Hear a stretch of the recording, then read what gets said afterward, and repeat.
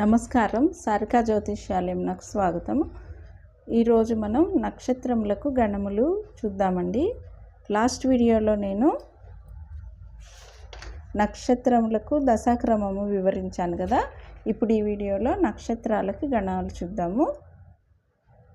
నక్షత్రాలను 3 గణాలుగా విభజించారండి. ఇవి మనకు ఎందుకు ఉపయోగపడతాయంటే, మనం వీళ్ళ వధూవరులకి మనం దేవగణం, మానుషగణం ఇట్లా చూస్తాం కదా, గణ విభజన చేసి.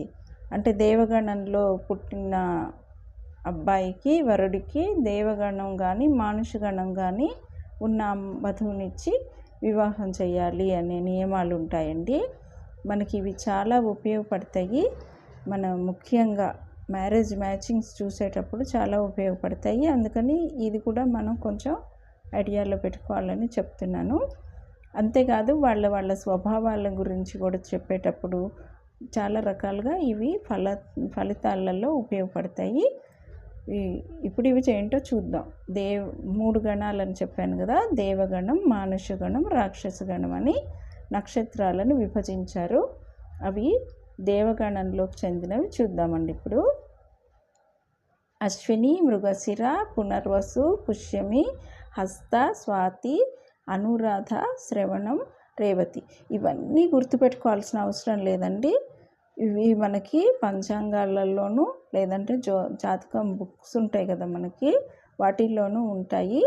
అట్లనే మ్యారేజ్ మ్యాచింగ్ చూసేటప్పుడు కూడా మనకి ఉంటాయి. వాటిల్లో ఏంటంటే ఇవి మైండ్లో కొంచెం పెట్టుకోవాలి. పెట్టుకొని వీటిని మనకి ఫలితాలు చెప్పేటప్పుడు టైం వచ్చినప్పుడు ఒకసారి బై హార్ట్ చేసుకోవచ్చు.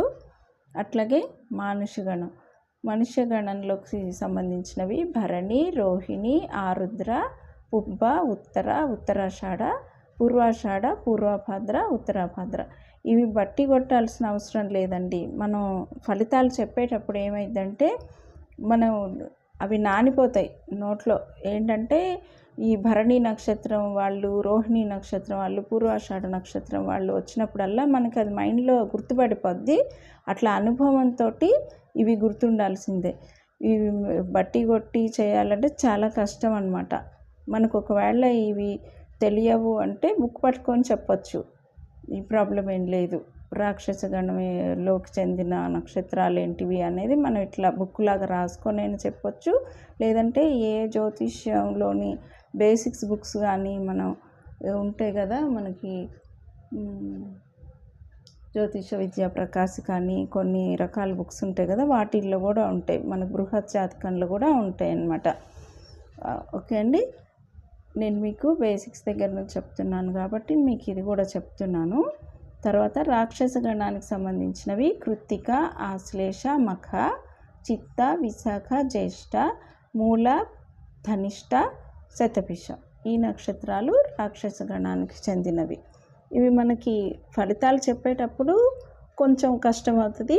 కొన్నాళ్ళు పుస్తకం చూసుకుంటూ మనం ఫలితాలు చెప్పినట్లయితే మనకు అదే బై హార్ట్ అయిపోద్ది. ఒకవేళ ఏదైనా డౌట్ ఉంటే మళ్ళీ బుక్ తీసుకొని చూసుకోవడమే, దానికి ఏం ప్రాబ్లం ఏమి ఉండదు. అట్లనే జీవ నిర్జీవ నక్షత్రాలు, ఇవి కూడా మనకి ఫలితాలు చెప్పేటప్పుడు ఉపయోగపడతాయండి. సూర్యుడున్న నక్షత్రానికి ఇరువైపులా ఉన్న నక్షత్రాలు నిర్జీవం గలవి. అంటే ఏంటంటే ఈ సూర్యుడు మనకి జాతకంలో ఇప్పుడు సపోజ్ మేషంలో 20 డిగ్రీలతో ఉన్నాడు అనుకోండి, అటు ఇటు ఉన్న నక్షత్రాలు అంటే 20 డిగ్రీలు అంటే మనకు అశ్విని నక్షత్రం 13-20 డిగ్రీలతో వస్తుంది కదా. ఇది కొంచెం మీకు ఇబ్బందిగా ఉంటుంది, కానీ నాకు ఇక్కడ వివరించక తప్పదు. ఎందుకంటే నక్షత్రాలకి సంబంధించినవి కాబట్టి. మనం జాతకంలో 30 డిగ్రీలు అని చెప్పుకున్నాం కదా ఒక్కొక్క రాశికి. ఆ రాశికి ఉన్న 30 డిగ్రీలలో ఒక్కొక్క నక్షత్రానికి 13-20 డిగ్రీలు వస్తుందని చెప్పాను కదా. అంటే మేషంలో మనకి అశ్విని, భరణి, కృత్తికా పాదో మేష కదా. మీకు అది తీసి చూపిస్తాను రండి, ఒక్క నిమిషం.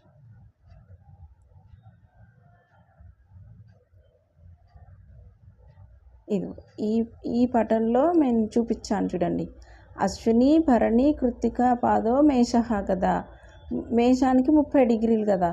ఇక్కడ నేను ఏం చెప్పాను, మేషంలో రవి 20 డిగ్రీలతో ఉన్నాడు అనుకోండి, అశ్విని నక్షత్రంలో కానీ అంటే భరణి నక్షత్రంలో ఉన్నట్లు 13-20 డిగ్రీల వరకు అశ్విని నక్షత్రం కదా, తర్వాత ఇంకో 13-20 వరకు భరణి నక్షత్రం, అంటే 13-20 13-20 26-40 డిగ్రీల వరకు భరణి నక్షత్రం అన్నట్లు. తర్వాత మిగిలిన 3-20 డిగ్రీలు కృత్తికా నక్షత్రం అన్నట్లు. అంటే ఒక జాతకుడికి రవి భరణి నక్షత్రంలో అంటే 20 డిగ్రీలతో ఉన్నట్లయితే, అశ్విని నక్షత్రంలో ఏ గ్రహం ఉన్నా, కృత్తికా నక్షత్రం మొదటి పాదంలో ఏ గ్రహం ఉన్నా నిర్జీవ నక్షత్రాల్లో ఉన్నట్లేనమాట. ఇది మనకి ఫలితాలు చెప్పేటప్పుడు చాలా ఉపయోగపడతాయి. అంటే మనకి అర్థం కాదు, రాశిలో డిగ్రీస్ చాలా అవసరం. ఆ డిగ్రీస్ ఉంటేనే మనం జాతకం బాగా చెప్పగలం.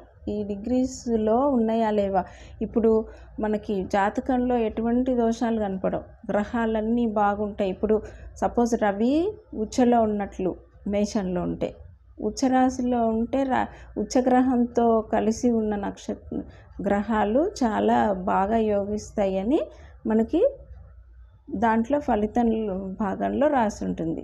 కానీ ఆ జాతకుడిని చూస్తేనేమో మనకి అంత బాగా రాణించినట్లు కనపడడు. ఎందుకని అనే డౌట్స్ చాలామందికి జ్యోతిష్యులకే వస్తుంటాయి. ఎందుకంటే రవి నుంచి వెనుక నక్షత్రంలో ఉన్నాడు కాబట్టి ఆ గ్రహం రాణించదు. ఆ గ్రహం ఎందుకంటే అది అస్తంగత్వం చెంది ఉంటుందన్నమాట, అంటే మాడిపోయి ఉంటుంది, నిర్జీవ నక్షత్రంలో ఉన్నట్లు లెక్క. అట్లనే కృత్తికా నక్షత్రం మొదటి పాదంలో ఉన్నా కూడా అంతేనమాట, అస్తంగత్వం డీప్గా ఉంటే రవికి చాలా దగ్గర డిగ్రీస్లో 10 డిగ్రీల లోపు ఉంటే అస్తంగత్వమే. ఇది కూడా నేను మీకు నెక్స్ట్ వీడియోస్లో చెప్తాను. ఫస్ట్ వినే వాళ్ళకి కొంచెం ఇబ్బందిగా ఉంటుందండి.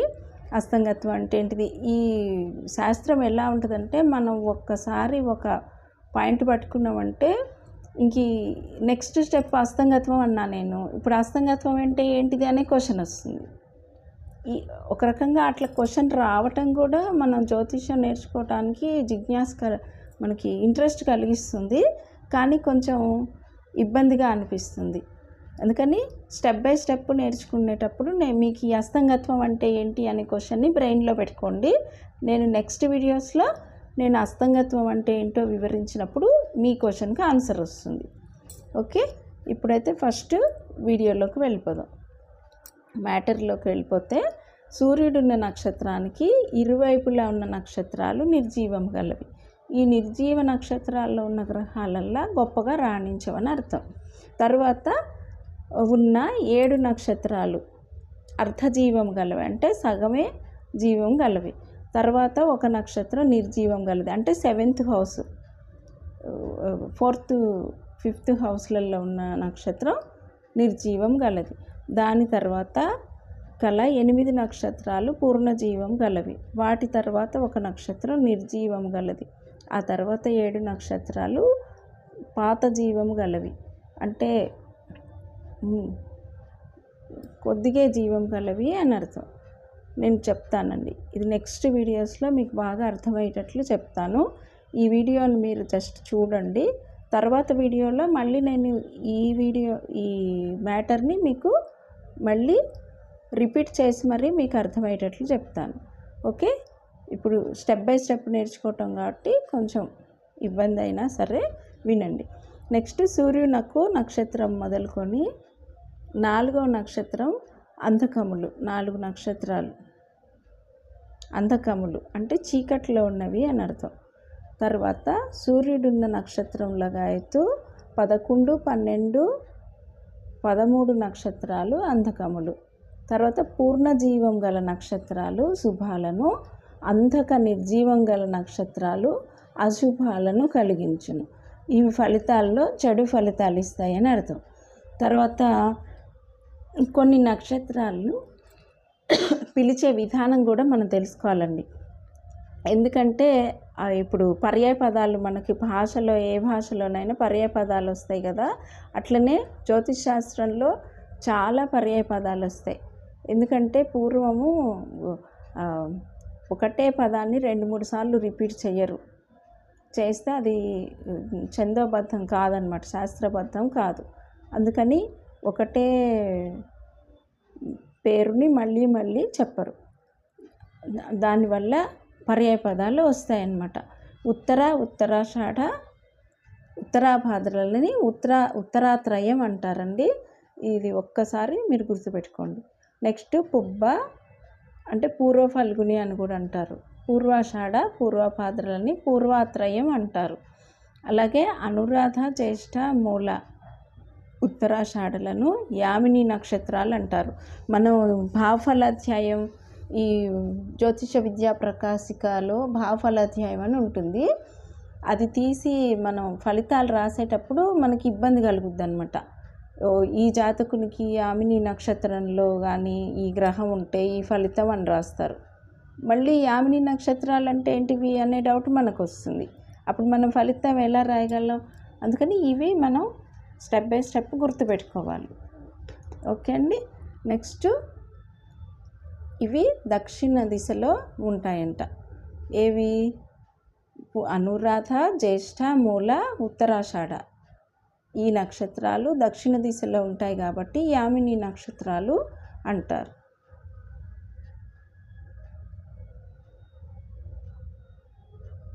ఓకే, నెక్స్ట్ వీడియోలో మనం నక్షత్రాలకు అధిష్టాన దేవతల గురించి చెప్పుకుందామండి.